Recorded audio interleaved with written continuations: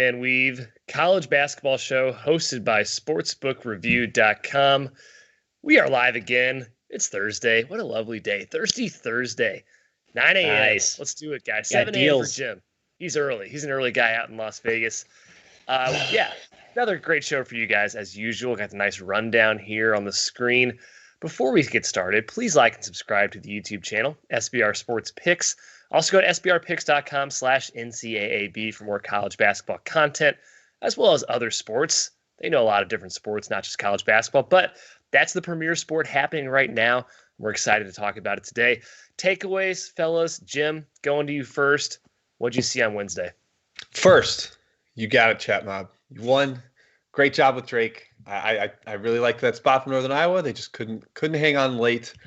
They missed a couple shots to get in at the end, but it was the wrong side. So well done to the Drake Bulldogs. Got lucky with my best bet. We always should acknowledge that when we're on the other side of those, we complain about them. So we should tip the cap to Wyoming for getting it done in overtime. Yeah, Thank that you was to lovely. them.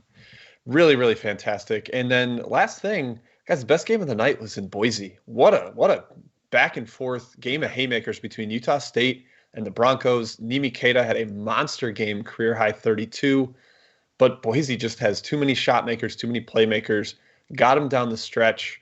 Both teams were missing a key wing with Raleigh Worcester out for Utah State and Dutrieve out for Boise. But man, the Aggies really need the rematch for at-large tournament purposes. So that's my 3-pack of takeaways. Whew, too many, Matt. Sorry about that. No, hey, I got two, so I'm overloading as well here. It's basically a tale of two blue bloods.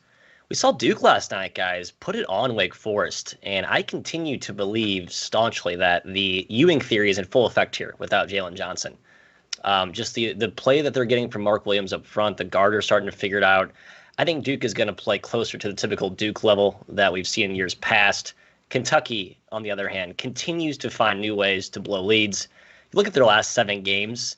I believe they were basically covering in 6 of those 7 with 5 minutes to go, but have only covered 2 of those. So this young team has just this.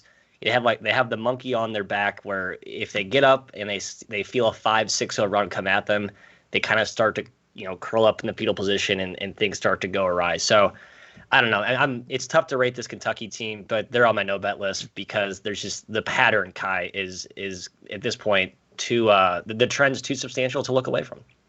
Yeah, it's a stay away team for me, Matthew, as well. But a team I'm not staying away from, I'm fading, in fact, is Road Minnesota. Road Minnesota, you are the one. You make bath time so much fun. They're 0-8 overall now, 1-7 against the spread. Yeah, it took long enough, a chat member pointed out. But they finally got it done. Indiana pulled away late there. So thank you, Road Minnesota. Thanks for being you. Continue to be a juggernaut at home and whatever else on the road. Okay, let's get into the show. Iowa at Wisconsin starts us off. The Badgers have flipped to a fave in this one. At the Kohl Center, Iowa opened as a favorite. Now it's Wisconsin -1.5 up to a juicy matchup, guys. Offense versus defense. Jim, CJ Frederick, he played last game. He did not play last game. He did not play last game, excuse me. Clearly pretty huge. They need him. He was out for against Michigan State. You're right, Jim. And they still beat Michigan State by 30 on the road. That's either Michigan State being terrible or Iowa figuring it out without Frederick. I lean towards the former. Yeah, former. What do you think? Mostly the former. And Iowa's role players went absolutely nuts. Like Connor McCaffrey was draining threes. Jack Nungy was absolutely cash. Apparently my doppelganger, Jack Nungy, was cash from downtown. So I'm not totally buying that as some crazy savant performance without Frederick. And this one, man, it just feels like the perfect buy low spot for Wisconsin. I thought it was the Michigan game. It was not. Michigan is just too good. But super experienced team against an Iowa squad that doesn't play any defense. Badger fans are all up in arms. Lots of people are, oh, Greg Gard's terrible. We got to get him out of here. It's ridiculous. The guy that won Big Ten Coach of the Year last season. I like the way this sets up. I don't think Iowa can put up enough resistance to Wisconsin's sometimes shaky defense or shaky offense, excuse me. So I'm really wanted to take Wisconsin on the show. -1.5 makes me nervous. I would love to just get one, but I'm going to do it. I'll take the badge. Okay, good. -1.5. A limited Frederick is enough to to get me on board on this one. So let's go Badge at home. I wish there was a better crowd, but Kohl Center Magic. Let's do it. Yeah, I was on pins and needles there, Jim, waiting for you to make that decision. I'm going to join. This sounds fun. I wanted to draw the line at -1, but your endorsement will push it over the edge for me. It just feels like Wisconsin's game, right? I don't want to make it any more complicated than that. Obviously, the Frederick thing is of massive importance. Yeah, I watched Wisconsin. They still get good quality shots. They're still a good team. It just feels like they've been a little bit in a small rut. Reavers had his little his cold spell. Davison's been in his own little cold spell. I think those guys are just better than how they played, quite honestly. So I think this is a team that's bound to improve a little bit down the stretch. And tonight's the spot where I think they get going, Ky. Yeah, I agree. I lean towards Wisconsin heavily. I liked it better when they were a dog, of course. I'll lean that way for the show purposes. Can they stop Iowa? I think they can contain them somewhat. This is the best offense in the country. They're not going to stop them completely. But Wisconsin certainly has some defenders. They have size. I think Reavers is going to get cooked no matter who he guards. He's not a good perimeter defender at all when he gets caught out there. Yeah. But the other guys can step up and defend. Yeah, I mean, the Michigan game, they blew it. But, man, Michigan's a 1 seed. Like, I don't know what – it's not that bad of a loss at the end of the day. Wisconsin, by the way, hasn't won 2 straight games since mid-January. So they're kind of doing a flip-flop here. Hopefully they'll flop back, get this win against Iowa. I don't think they'll have any trouble scoring against the Iowa defense. They run good stuff. Guard's going to figure this out. So I actually do lean towards Wisconsin at home. Moving on. Yeah, that's the right lean, Ky. Moving on. Colorado at Oregon is our next game. Oregon -3. And this is annoying. This is another example of bookmakers completely ignoring KenPom. How dare they?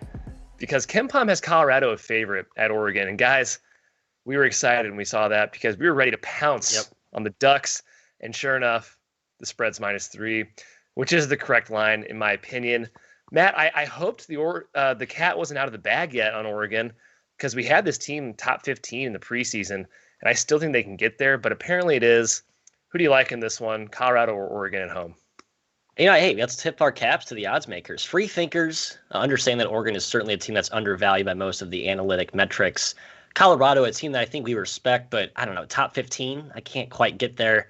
I have some matchup concerns over the Ducks. I wanted to play it anyway, even though I made the number right on where the opener is. But I do worry that Colorado can enforce their will up front. Oregon playing with more of a smaller 4-out, 5-out, even at times with Eugene Amuri as their 5. He's a big bruising dude inside, but I think he's going to have trouble guarding Evan Batty, even Dallas Walton at times in there. So that is my slight concern. They have Chandler Lawson with some length to combat that. But Colorado can certainly have their way if they can solve the zone that Dana Altman will throw at them, which has given them trouble in years past here, Jim. Yeah, I still like Oregon here. Not enough to bet it because my number doesn't quite get, but I totally buy that this is the time that the Ducks surge. They're getting healthier. We don't know for sure about Eric Williams, but quite frankly, with a healthy Will Richardson and a good Chris Duarte, I'm still okay with that. I want to bet it, but man, yeah, the odds makers did well, Ky, as you mentioned. I thought maybe we'd get them as like -1. Of course, it probably would have been bet up at that point anyways, but yeah, I'm kind of in on the Ducks at this point, this current version. I think Altman will get them surging late, and Colorado hasn't quite been as good on the road, coming off a very weird loss at Cal. Disappointing performance for the Buffs there. Yeah, 5 of their 6 losses this year on the road. This is their 3rd straight road game, Jim, so hopefully, possibly that's catching up with them a little bit. I do not have a play in this game because I made the line right where it is. Little revenge factor too. Oregon lost that first game without Richardson. So I am leaning towards the Ducks. No official play for me at the current number. Next game, Ohio State at Penn State. Ohio State -4.5. I'm seeing maybe a little -5 out there still. The Buckeyes, man, full-blown 1 seed. They could win the Big Ten, 6 straight wins. This team is firing on every single cylinder imaginable, Jim. And I thought Penn State had more fight in them. I thought this team is going to remain scrappy, but that loss in Nebraska was gross.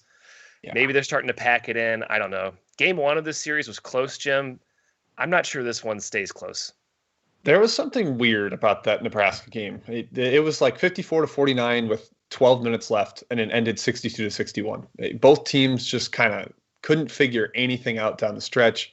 There's no scoring, which surprised me. I thought both of those teams were a little better offensively than defensively, but that trend certainly did not carry through there. Penn State needs this one badly, if they have any hope of climbing back to like slightly over 500 and being a potential tournament contender. That ship might have sailed, to be quite honest. But yeah, I don't like the matchup for them. I think they can get destroyed in the paint here. EJ Liddell should have a monster day, unless Matt, your boy John Hare, is just completely going insane. But Ohio State's versatility defensively also a problem with the way Penn State wants to go pick and roll. Penn State can't punish them in the paint. That's a problem for Ohio State without a ton of great size. So yeah, I got to stay away on this one here, Matthew. Yeah, I'm tempted to take Penn State because I think it's a pretty ripe spot for a good effort here. But Jim, I think your matchup concerns are valid. I don't know how they stop Ohio State consistently inside. It's not like they just have one interior scorer. They have multiple dudes who can get it in the paint. They're phenomenal passing interior passers. I believe Sam Sessum's missed that first game, by the way. I think he is a big difference maker, should help in creation. But I think the over actually is a decent play here. I think both teams can score. So, I mean, Penn State, Ohio State's defense has oddly been their Achilles heel so far, if they have one, albeit very minor. And Penn State's got some slashers. They got somebody who can get to the rack. They can get hot. We've seen them go on random three-point barrages from three. So this feels like a game where they get hot. The question is, can they stop Ohio State enough? So I guess I almost lean the over more than I lean Penn State. Yeah, I don't think Penn State can score against Ohio State. Yeah, their interior defense is too good. And best defensive rebounding team in the conference. That really takes away one of Penn State's main avenues to creating more possessions, getting more points. They crash the boards all out. It's a one-man show. Hare is just like a machine. He's fantastic. Yeah, I think Ohio State has enough to combat that. So I do lean towards Ohio State, even though the spread is a little bit too high for me to take it. All right, moving on. Next game. It was going to be LSU Ole Miss. That game was canceled. Instead, we're going to talk about Arizona at UCLA. The Bruins, -1.5, -2 right now, I believe. I'm questioning Arizona's motivation, Matthew. They're now out of the running for the Pac-12 championship regular season. They're banned from the postseason. They're 2-4 over the last 6. They had a good showing against Oregon. I just question going forward, how do you stay motivated in these games? Now, UCLA hasn't been very good either. They're dealing with injuries. It's kind of a stay away game for me, Max. I don't know what to expect from either side. Yeah, UCLA is sort of right on that, Cutler, at large berth, bubble-licious, however you want to classify them. So I think UCLA has some motivation from that. I don't think Arizona is completely waving the white flag. They have a lot of international young players that I think are I think Sean Miller has instilled like a long-term, let's build toward the future type mentality. They just got Kurt Krisa 3 or 4 games ago. He just was inserted in the starting lineup the last 3. He's an extra piece there that I think lifts their offensive shooting. He can help handle the ball. Again, just another guy that this is a team that's as you add pieces late in the year, that to me usually implies you're not giving up. So I'm not ready to concede that quite yet, but I think the price is pretty accurate here, Jim. I have no lean either way. Yeah, if I knew that UCLA was going to be full strength, I would like them here. But we know that Jalen Hill is still not with the team due to personal reasons, and that's a massive, massive piece for them up front. And Cody Riley's been very foul prone against the more physical front lines, and Mick Cronin expressed concern about that. It's like, Arizona plays 2 bigs basically all the time. We're going to have to roll out Nwuba and ETN, which those guys really aren't ready for Pac-12 play at this point. No. Yeah. So there's definitely a disadvantage in the paint here. UCLA can't go small like they did against Washington. That really helped them in that one. So, yeah, maybe a slight lean to UCLA, but it's not strong enough to take it. I think there's a matchup problem in the paint. Yeah, huge. Yeah, if their front court players like Hill are out again, I think it's a lean for Arizona for me. He's definitely he's not even with the team right now. Yeah, Hill's out for personal issues. Riley's still dealing with, I think, a bum ankle. He played 24 minutes last game. He was bad, and he's not 100%. So even if he's out there tonight, you're not getting the best version of him. I think that heavily favors Arizona. So I do have a lean towards Arizona then. I said I was going to stay away. I'm almost taking the Cats. Taking the Cats. I'm not going to do it right now. All right. Let's go to our first chat mob question break. We got Jim on the 1s and 2s as the czar. What do you got for us, Jim? All right. From Nick L. and J. Rowe from both asking about the Illinois State at Bradley game. One that we had some disagreement with within the weave last night. Matt, the market sided with Ky and I, though. Yeah, so how do you feel about that? It's basically how much do you want to put what price tag do you put on Bradley's 3 of their 4 best players? 4 of their best 5. 4 of the best 5, right? Okay, so they're down 4 a high price, Matt. Obviously, it's a high prize. The question is, how high do you go? And in my opinion, if everyone was fully healthy on both sides, I think this game should be closer to double digits. But we saw Bradley be. Oh. Bradley was never competitive with Missouri State, other than like a 9-2 opening start. So I'm probably underselling the value of those dudes, but it is Illinois State, and I think their value is slightly less important against a bad team. A team, by the way, who maybe without their best player as well. DJ Horn is a game-time decision with an ankle injury. So I think if he's out, I may get cute here and add a small peanut on the Braves. I mean, my thing, Matt, Bradley lost to Illinois State by 15, all healthy. They were missing Henry in the first game. It was never even competitive.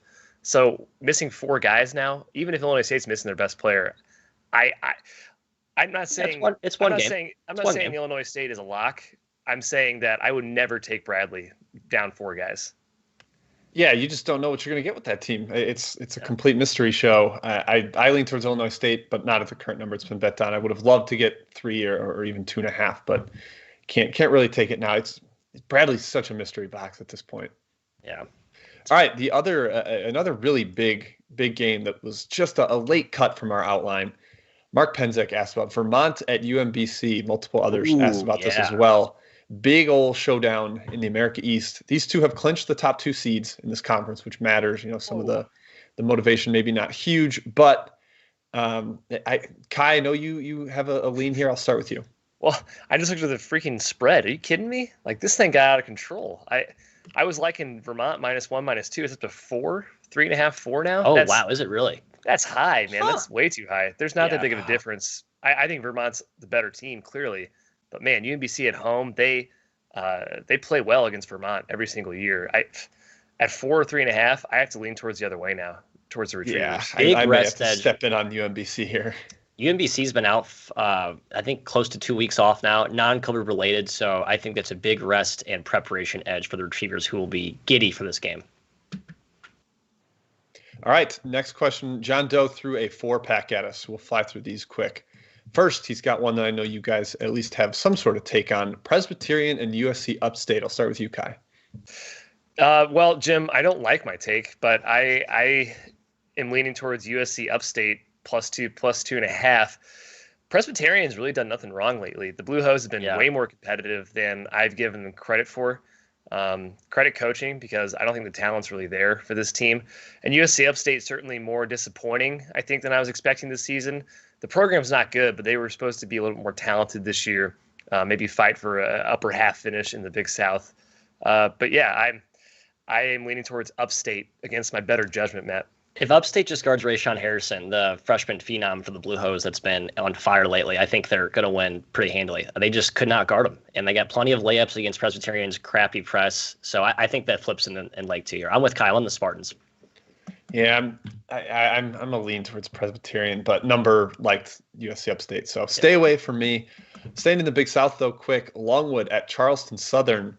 Man, I got nothing here. Charleston Southern finally got a win in conference play, but we cannot figure out Longwood. So I am not touching this with a poll here.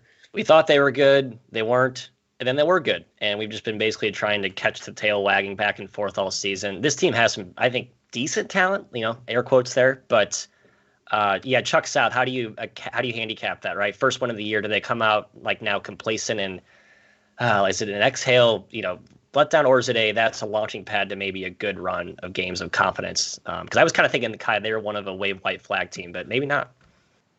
I would expect so too, Matt. This is another team that's supposed to be good in this conference, and injuries not playing this season. Yeah. That's what's derailed it.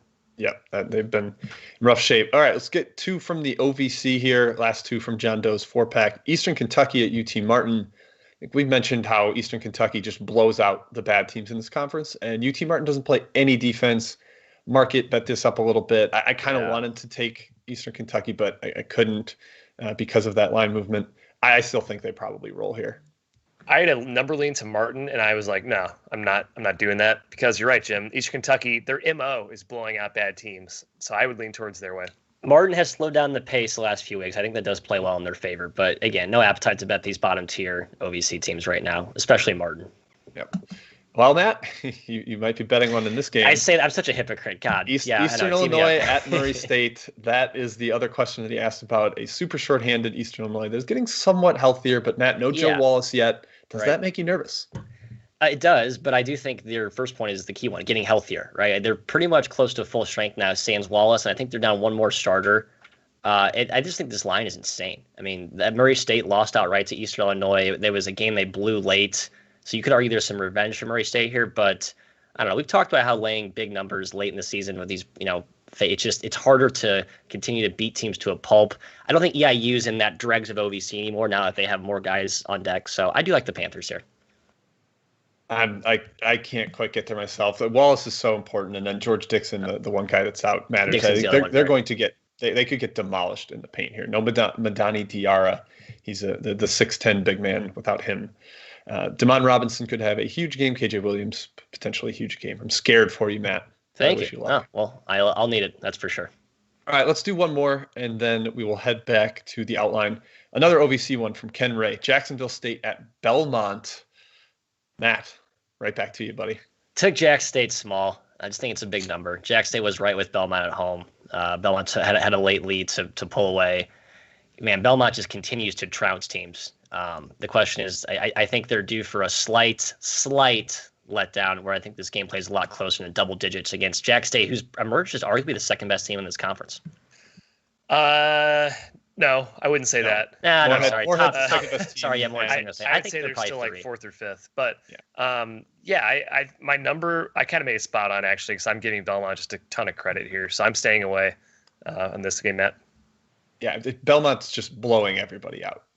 The last 4 games, 28, 32, 18, 15, and 15 was against Moorhead, who's on an 11-game winning streak. I can't get in the way of Belmont right now. All right, Kyle, kick it back to you here. All right, let's continue on down the rundown to St. Mary's at Gonzaga. Normally one of the best games of the year, best WCC game in normal seasons. But this season, St. Mary's is down this year. Lots of turnover on the roster. Randy Bennett, arguably his least talented team in at least a decade, against Gonzaga, who is one of the best teams in the past decade, frankly. This team is awesome. Not much more needs to be said about that. Minus 20. The spread, guys. It's a 20-point spread. Like, I just, it's so big. That's what I made it. So I can't be too shocked. It's just kind of like eye-opening. Jim, the first game was 14 points. St. Mary's is up 10 early even. Yeah. They just couldn't do anything inside. 13 for 40 inside the paint. Do you have the gall to go with the Gales? No, I do not. I like your wordplay, but I do not have the gall. It's just, it feels like Gonzaga can absolutely roll over them. St. Mary's second game off a long COVID shutdown, potentially some concerns there. And the athleticism difference is just unbelievably huge here. Yeah, it is. St. Mary's best player is still a former walk-on at point guard. That matters when Gonzaga's got all the tools and the pieces that they do. It's a lean towards the Zags for me, but I'm just too scared of Randy Bennett's smoke and mirrors strategy that I can't take Gonzaga either.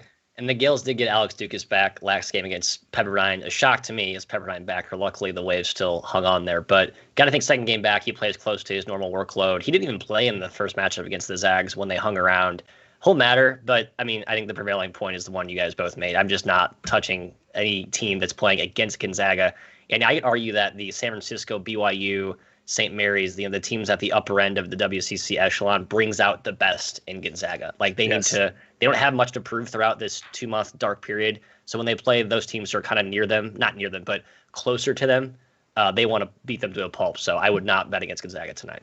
Yeah, it's good points in the chat mob here. Yeah, Gonzaga's about 500 in the ATS on the season. I mean, every single game is 20 plus points. They frankly just lay off the gas pedal at the end of games because they're up by so much, and they're just clearly the better team by. Matt, I'm losing the word. It's leaps and bounds. Like leaps and standard deviations. We'll say that. I was trying to go for multiples. Yeah, that's good. No, that's good. I like standard deviations. Appreciate that. Against St. Mary's, I agree with Matt. I don't think they're more prone to do that. But we'll see. Randy Bennett is a wizard, as Jim said. So I'm just staying clear away from this one. Next game, Big Ten, Rutgers at Michigan. The Wolverines, of course, are a freight train. Spreads down to 9. I think it hit 10 at one point. I think Rutgers is back, though, guys. Don't you? 1-5 Yes. of 6, looking more like their early season form. But, Matt, Michigan just keeps obliterating teams. Even off a shutdown, they still beat Wisconsin by 8, came back in that game. I think it's a tough matchup for Rutgers. I'd actually lean towards Michigan despite the huge spread here. I'm going Rutgers. I believe it's been bet down to 9, so I won't make it an official show play. But they have the physicality up front to, not shut down Dickinson, but at least neutralize what he brings to the offense and at least force Michigan to score with their guards from the perimeter, right? So at least you take away that avenue of offense for the Wolverines. Question is, can Rutgers score, Jim? Geo Baker's, and that's my. I'm hoping they can score enough at my +10 ticket right now. I think Geo Baker and Ron Harper are going to have to make some shots. But Michigan can defend. Man, they have length at all 5 positions.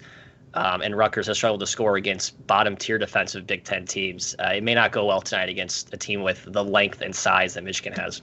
Yep, you hit it on the nose for me. The Rutgers on the offensive end is the part of this game that I am so concerned about. I do think they have some pieces on the defensive end. They've got perimeter length. They can be a little bit of a challenge there. But, Michigan looked much more like early season Michigan in that second half against Wisconsin. I could see that happening again here. If they start to hit some shots, loosen up the Rutgers defense, that's scary to me. The only angle I can see here, maybe Rutgers, their toughness or physicality sort of shocks the Wolverines at first. Not used to that pushback. I can see them maybe having a good first half, but I think the second half, especially at Ann Arbor, I think it leans towards Michigan, unfortunately. Moving on. Houston at Wichita State is our last game on the rundown. A very good game in the American. This is actually for first place. Wichita's 8-2 in the league, sort of quietly. They've won 4 straight. Houston had that weird loss against East Carolina, but they've been fantastic otherwise. Quietly number 5, in KenPom. Yep. Game 1, Jim, was mostly Houston's way, but the Shockers did get up at halftime and by 7 in the second half. How do you see this one going? And it's hard to say. I mean, Wichita is one of the few American teams that has a little bit of shooting, and that matters. I mean, the only time that Houston has really gone down is when opponents have hit shots against them. We saw East Carolina go absolutely nuts from downtown, a thing that basically never happens for East Carolina. So, you need Etienne and Dexter Dennis hitting threes in this one, maybe even some Alterique Gilbert sprinkled into that. I wish this is another one where I wish we had the real home crowd. I think Wichita State back the roundhouse baby would be electric, going nuts. I think that would matter. But as it stands, it's down off 8 to 7.5. I'm not going to bet against Houston at this point in the season. I don't like the spot for them really, but there are other bets I can find on the board, or just it's February. I'm going to stay away, unfortunately. Yeah, I'd also argue Wichita's a little bit undervalued, right? They have a little bit of the SMU syndrome where they get up big and they just blow leads. Temple or Tulane a couple weeks ago, they were up 20-something, won by 8. UCF, I thought they controlled that game wire to wire. UCF snuck in with a BS backdoor cover to lose by 1. So in that regard, I think the values are undervalued in the betting markets right now. And I think Ky mentioned it, right? Wichita played them close in the first one.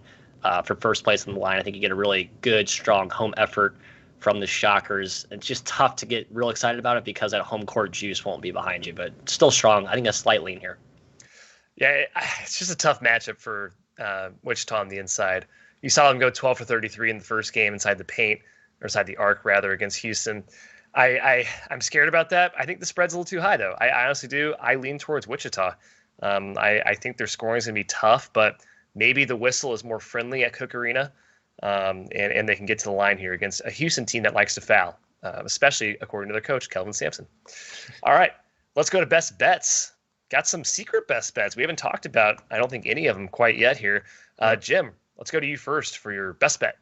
A couple people in the chat were asking about this game. It is William and Mary at Elon. I am taking the Phoenix. -2 is my best bet in this one. Man, it makes me a little nervous. They've struggled in conference play, but 7 of their 8 conference games have been on the road. That's crazy. Their only home game has been against James Madison, the best team in the league. They played well last time out, won at Charleston by double digits, started to see a little bit of development. It's a young roster, so they have every right to get better as the season goes on. I think they will continue to do so today. Short spread -2. William and Mary also off a shutdown. Give me the Phoenix -2. Jim, I'm with you. That's my second play of the day. Came down to 2, huh, Jim? It is 2. Nice. That's good. I lean your way. I'm a little scared of Elon's just weird mystery injury thing with Wooten. I'm staying away from the show. I lean your way though, Jim. Thanks. Matt, Glad what's your pick? I was sort of searching through my top candidates here on the fly, so I will again fire from the hip with Ky. This will shock you. Oregon State is my best bet. The Beavers. That's right. They're at home finally. They are off 3 straight losses. And really, if you look at their home efforts this year, the Beavers have only had, you remove that Arizona drubbing away, they've been really good. And I think this is a team that will confuse a Utah squad that could be without Ryland Jones today. Ky McKeon is out 4 games. I think he's playing with the Finnish national team, so that's a big upfront piece. And if you play all these zones that Wayne Tinkle does against Utah, you take away Timmy Allen, who does most of his damage off slashing. He's not a shooter at all. So I just think Utah's a really tough time scoring against Oregon State in a pretty juicy spot for the Beavers. So Beavers, best bet, 2.5. Boom. All right. Matt, I'm joining you. Thank I like you, the Beavers as Jim. well. It read no Jones, no Jantunen. I think that matters too. I'm up. I'm just checking my line. Sorry, guys. All right. Tennessee Tech +3 is my best bet. Ooh, very exciting. Yes. The 3-20 team going on the road against the 3-16 team. It's not a sexy pick at all, but Tennessee State, worst offense I've watched this season. I mean, full stop. They have a guy back from that game that I watched them. So yes, that's clouding my judgment. Tennessee Tech won the first game by 3. They never trailed that game, though. They got up 12. It was their game from start to finish. They were a bit hot from the outside, but this team can actually shoot.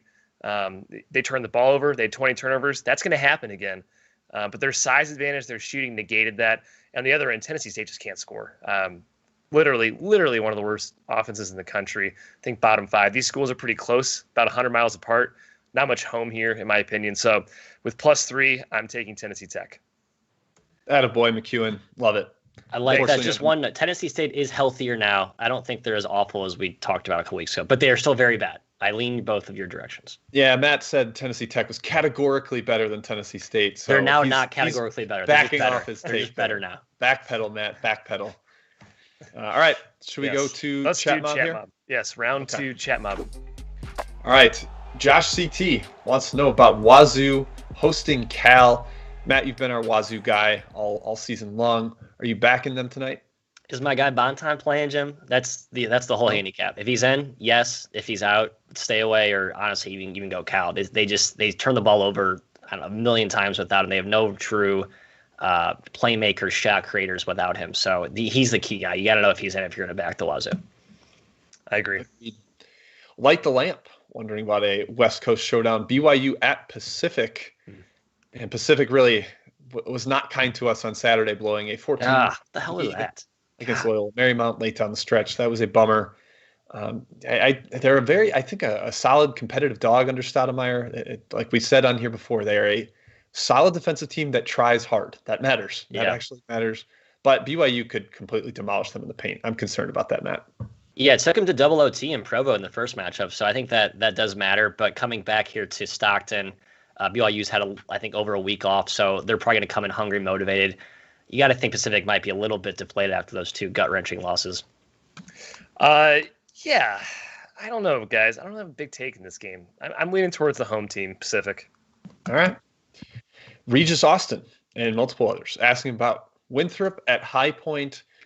The Eagles, 1 loss all season. I was expecting this to be double digits. It's a little bit below that in terms of spread, but yeah. Ky, do you have anything on that? Well, I'm surprised. I thought it would be double digits, Jim. The market's been pricing High Point. Yes, I know. Shockingly high. Way worse than I would have them ranked. This was supposed to be a better team, and they haven't played very well this year. So I am surprised the spread's only 9.5. I would lean towards Winthrop. Yeah, I just only want to bet Winthrop when they're hyper motivated, which is what they were last week against Radford. You could argue they go into a little bit of cruise control here. Also noting that Adonis Arms was out for that series. I don't know what his status is. Pretty important piece there for the Eagles. Yeah, highest usage guy. All right, and then J Wells Vids and Matt, your boy, Dom the Don, asking about Gardner Webb. Gardner Webb at Radford here. Does Radford bounce back after a shocking home loss yesterday? Yeah, I should be on Radford, honestly. I made this -4, -4.5. And that's what it is. That's what it is, so that's probably why I will stay away. But, yeah, Gardner Webb's been a little bit disappointing, so maybe that game yesterday was sort of a switch flipping in the positive direction. I like both teams. I guess at that current number, I can't touch it. There's not much for Radford to play for right now. I think they're kind of locked in, right, at that 2 seed in the Big South. Correct me if I'm wrong, but I think that's kind of where they're sitting. Whereas Gardner-Webb is still clawing for a spot in the Big South tournament. So probably an angle you're looking at, but with that first win by Gardner-Webb in Leg 1, I am leaning towards other way with Radford. Yep, same. J. Rofrum and Glenn Freeman both interested in Big Sky play. Northern Arizona off a shutdown at Weber State. Matt, I certainly lean Weber State here, just situationally. That's an offense that can blow teams out, and obviously it's a tough place to play the D. Are you riding with Weber? I believe they are 5-0 Weber at the D against the spread this year, and yeah, catching NAU, that team that just drove us up a wall just earlier in the season, off a shutdown that did not sound very open, I might say, from the very little that was reported on that. I'm all over Weber here. I got bet up to -13.5. It's a little too rich for my blood, but I'd still take it at that price for a small dabble. Yeah, I think 14 even in some places, but I agree. I think it could be a blowout. Yeah, that's just what it feels blowouty. Okay, one more from the Big Sky. God bless the USA. Montana at Eastern Washington. Man, I have absolutely nothing here. Made this line spot on, looked at it, and shrugged. Yeah, I know who I want to bet. We're betting numbers here, and I think the price is pretty accurate. I think Montana's kind of getting to broken territory a little bit. And Eastern Washington's hitting its stride. Key player for Montana entered the transfer portal last week. So this, I think, is their first game without Michael Stedman. And he was their best player. Yeah, highest usage guy, kind of like arms for Winthrop. Yeah. Okay, rapid fire, 2 more. Southern Utah, Sacramento State. I like Southern Utah, but it got just hammered. It went from 5 up to 7. People are all over that, despite Southern Utah hasn't played a D1 game in almost a month, but they have a couple D2 tune-ups, and they were full strength for that, so that matters quite a bit. I like the over. I like a lot of points here. Okay. The Sacramento State overs are scary, Matt, because that team crawl ball, a little bit of crawl ball for that. And I'm hoping Terrell back. Actually, yeah, and I hope Terrell helps with efficiency, but they have been crawling a lot slower than I thought. All right, and Austin Peay, they just had a very disappointing loss. I think you two had a little bit of disagreement there. SIUE in that massive scheduled gauntlet right now. Kyle, I'll go to you first.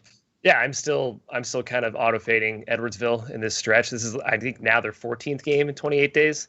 That you heard that right. Like, that's a ridiculous schedule. Yep. So, yeah, Austin Peay did lose outright to SEMO in a weird result. They've been kind of weird all year, but I think they bounce back in here and get the cover.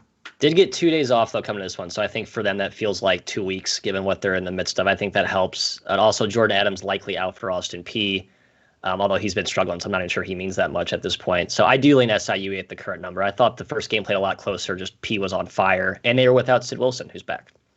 Maybe. Yeah, no, you never know. You never know with her. Oh, sure, yeah. We don't know. He's in, he's out. He's, when it's personal reasons, you just never know. But, okay, I think that wraps it up. Thank you, everybody, for tuning in. Slightly into Campbell, Matt leans Fresno. That's about it. Wrap it up for us, Ky. All right. Thanks, guys, for joining. Hey, hit that like button before you go if you don't mind, and subscribe to SBR Sports Picks, the YouTube channel you are watching. Also, sbrpicks.com/NCAAB is where you can go for more awesome college basketball content from the Sportsbook Review team. We will see you tomorrow on Friday at 9 a.m. Central. Till then, have a good one.